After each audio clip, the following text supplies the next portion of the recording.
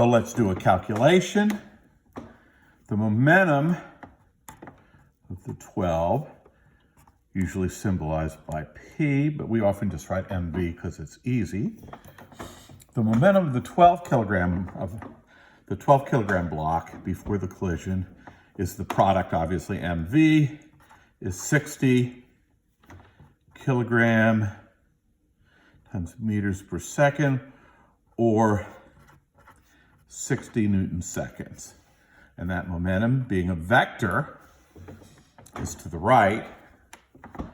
The momentum of the 4 kilogram block is 12 Newton seconds to the left. That means the total momentum of the system, or sum of P if you prefer, is 48 Newton seconds to the right. It has to continue to be 48 Newton seconds to the right after the collision. So after the collision,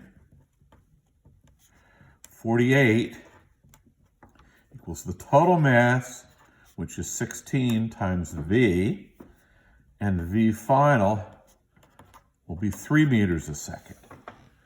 Let's look in detail about what that tells us about the collision. Whether the impulse is a product or an integral, we can calculate the total impulse collision because impulse is equal to change in momentum. A first-year relationship, we wrote that as F delta T equals change in momentum.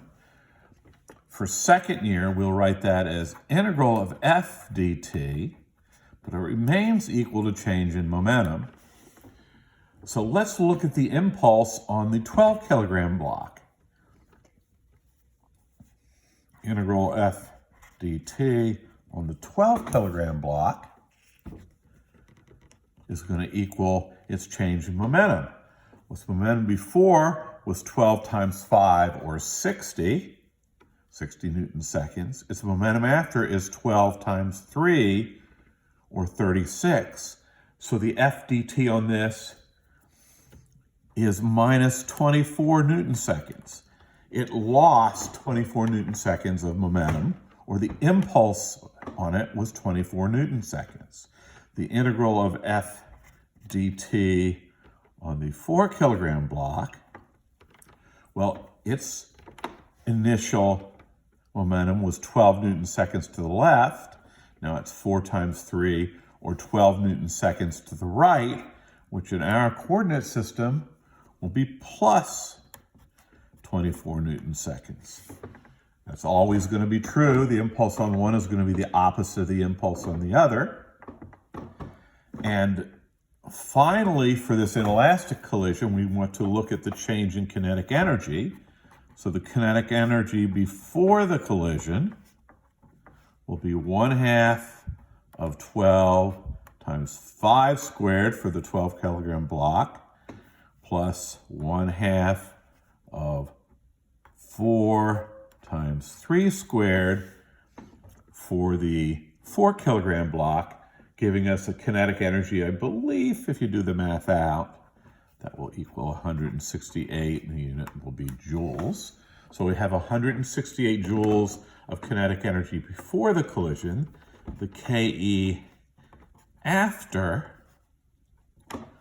will be 1/2 times 16 times 3 squared.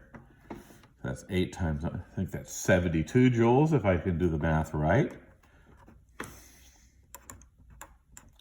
Which means delta KE is a loss of 168 minus 72, which I believe is 96 joules. Is that right? Yep. A loss of 96 joules kinetic energy. Now, it turns out, and you can prove this symbolically, that you can never lose more kinetic energy than you lose in a sticky head-on collision. In head-on collisions, that is your maximum loss of kinetic energy. All the other collisions we'll talk about will retain more energy than that, and in some cases, For example, if you put a blasting cap or something between the two blocks, you'll actually have more energy after the head-on collision.